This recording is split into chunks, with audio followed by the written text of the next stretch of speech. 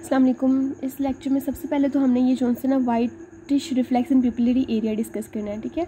Cataract के अंदर जो से ना ये जो रिफ्लेक्स है ना ये पिपिलरी एरिया का ये जोन सा है नॉर्मली तो रेड अपीयर होता है, लेकिन कैटरेक्ट के अंदर जो से ना ये वाइट अपीयर होता है। नॉर्मली जब लाइट के अंदर आइज़ के अंदर जब हम लाइट इंसर्ट करते हैं ना तो ऐसे रेड कलर का जो से ना हमारे पास पिपिलरी रिफ्लेक्स अपीयर होता है, ठीक है, जैसे कि यहाँ पे इस आई में अपीयर हो रहा है। और ये इसलिए होता है क्योंकि जब भी किसी आई के अंदर एक स्पेसिफिक एंगल पे हम लाइट को इंसर्ट करते हैं तो वो जो लाइट है वो हमारे पास आई के अंदर जाके रेटिना के ऊपर जाके गिरती है। तो रेटिना के अंदर जो है ना वो मैक्सिमम अमाउंट ऑफ लाइट जो है ना वो एब्जॉर्ब हो जाती है, लेकिन जो हमारे पास कुछ अमाउंट होता है ना लाइट का वो रेटिना से रिफ्रैक्ट कर जाती है।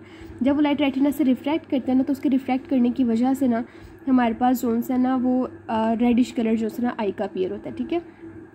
लेकिन कैटरेक्ट के केस के अंदर क्या होता है कि ये जो नॉर्मल रेड रिफ्लेक्स होता है ना ये उसमें वाइट कलर का अपीयर होता है, यानी उसके अंदर ना ऐसे करके जब भी लाइट इंसर्ट करेंगे तो इस कलर का जो है ना वाइटिश पिपिलरी रिफ्लेक्स जो है ना अपीयर होता है।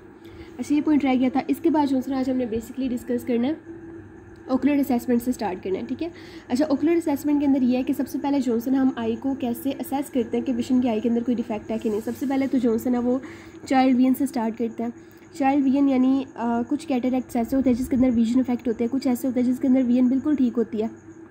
जैसे कि एक हमारे पास होता है सुप्रा न्यूक्लियर या क्रोनरी कैटरेक्ट, उसके अंदर विजन इतनी ज़्यादा इफेक्ट नहीं होती क्योंकि वो उसके अंदर जो हमारे पास कैटरेक्ट होता है वो आई की साइड पे एक क्राउन लाइक जो है ना वो लेंस के साइड पे क्राउन लाइक पैटर्न में जो है ना वो स्प्रेड किया होता है, वो हमने पहले डिस्कस किया था।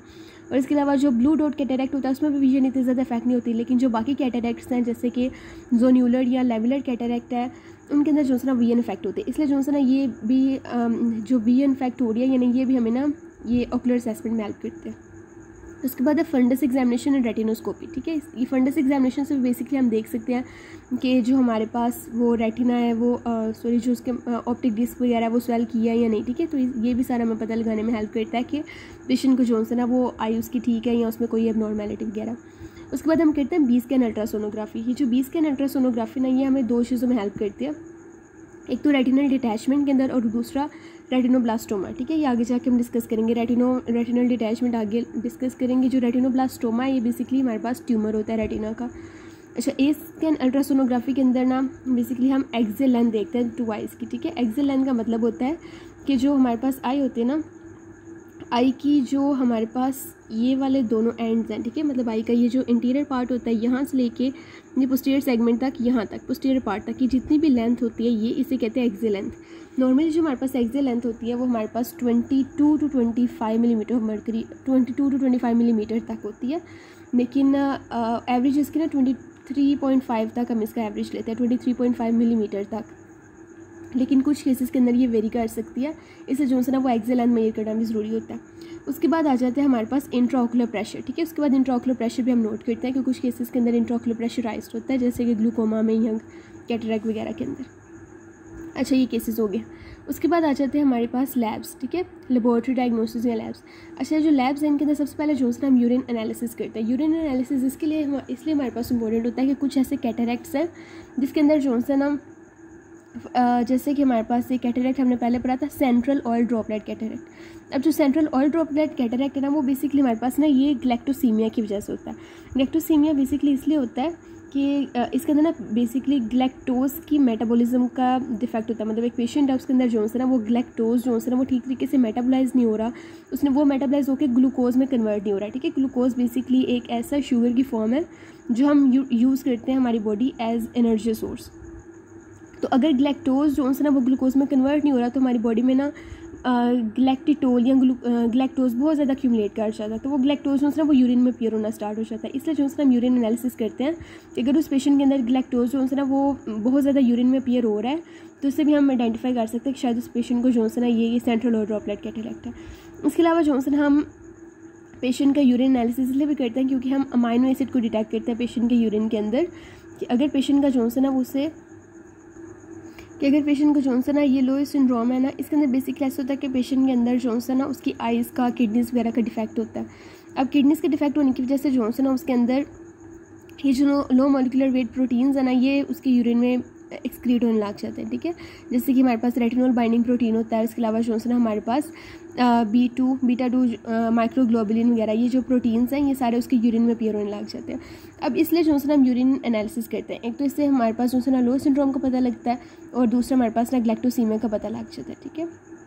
इसके बाद है सीरम बायोकेमिस्ट्री। अब जो सीरम बायोकेमिस्ट्री ना वो हम बेसिकली इसलिए करते हैं कि ज़ाहिर है ग्लैक्टोकाइनेज या दूसरे जो एंजाइम्स हैं या ग्लूकोज और कैल्शियम वगैरह का जो है ना इन्हें मेजरमेंट करने के लिए कि ये कितना है। उसके बाद सीरोलॉजिक टेस्ट करते हैं। सीरोलॉजिक टेस्ट में हम बेसिकली हम एंटीबॉडीज़ देखते हैं बॉडी के अंदर कि कुछ स्पेसिफिक ऑर्गेनिजम्स हैं उनके खिलाफ जो है ना बॉडी के अंदर अगर अपीयर होती हैं एंटीबॉडीज़ अपीयर होती है, इसका मतलब है वो भी जो है ना हमें हेल्प कर रहा होता है आइडेंटिफिकेशन के लिए। आई की कोई डिजीज़ जैसे कि टॉक्सोप्लाज्मोसिस है, रूबेला है, साइटोमेगालोवायरस है और हर्पीज सिम्प्लेक्स, जिसका इसका ये निमोनिक होता है हमारे पास, ठीक है। टॉक्सोप्लाज्मोसिस, रूबेला, साइटोमेगालोवायरस और दूसरा हमारे पास है हर्पीज वायरस, हर्पीज सिम्प्लेक्स।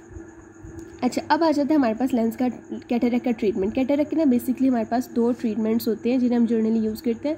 एक होता है लेंस एस्पायरेशन और एक होता है लेंसेक्टमी, ठीक है। बेसिकली प्रोसीजर्स सेम है हमारे पास, लेकिन इनके जो है ना वो डिफरेंट मेथड्स हैं, मतलब ये डिफरेंट टाइम्स पे हम करते हैं। एक तो हमारे पास जो लेंस एस्पायरेशन है ये कॉमनली यूज़ करते हैं, लेकिन जो लेंसेक्टमी है ना ये बेसिकली हम तब यूज़ करते हैं जब हमारे पास ना सेकेंडरी कैटरेक्ट हो, यानी पहले हमारे पास कोई और डिजीज़ हो जैसे कि इंटीरियर यूवियाइटिस हो या एक्टोपिया लेंटिस हो या सबलेक्सेशन हुई हो लेंस की, तो इन केसेस के अंदर जो है हम ये करते हैं, ये लेंसेक्टमी करते हैं, वरना नॉर्मल जो है लेंस एस्पायरेशन करते हैं।